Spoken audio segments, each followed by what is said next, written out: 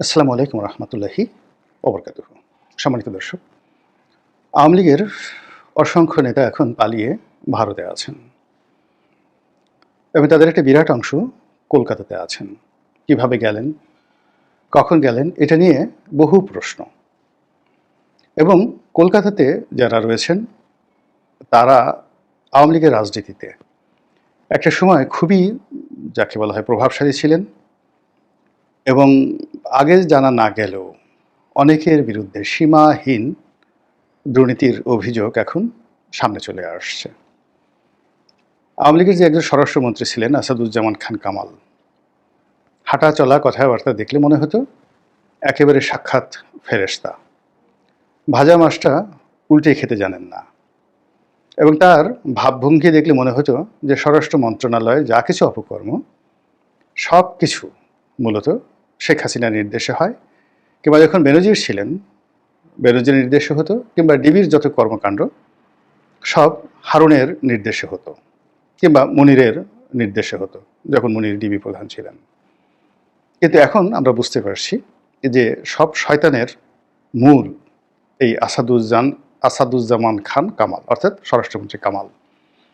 এখন কামাল শুধু যে এই বাহিনীটিকে কলঙ্কিত করেছেন, পাপময় করেছেন তা নয়, তিনি তার নিজের জীবন, জীবিকা, ছেলে সন্তান, পরিবার পরিজন, আত্মীয় স্বজন, বন্ধু বান্ধব সবাইকে বিপদের মধ্যে ফেলে দিয়েছেন। দুই হাতে অর্থকড়ি লোপাট করেছেন।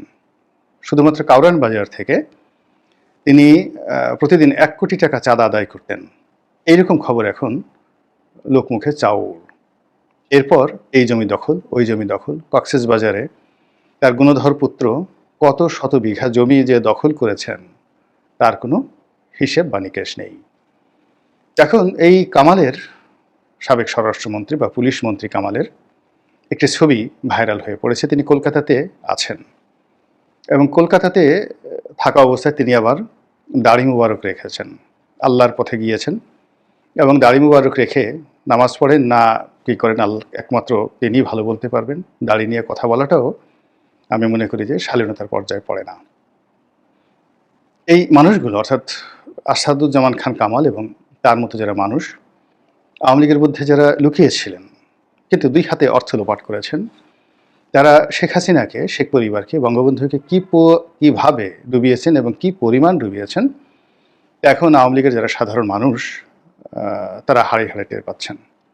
আওয়ামী লীগের লোকজন এ সকল দুর্নীতিবাজ, এ সকল দুর্নীতিবিদ, অপদার্থ, এই লোকদের প্রতি এতটা বিরক্ত, এতটা বিক্ষুব্ধ যে তারা যদি সুযোগ পেত তাহলে গণপিটুনি দেওয়ার জন্য বাইরের লোক লাগতো না। আওয়ামী লীগের লোকই তাদেরকে গণপিটুনি দিয়ে রীতিমতো পাগার পার করে দিতেন, দুনিয়া থেকে একেবারে মাটির তলে পাঠিয়ে দিতেন।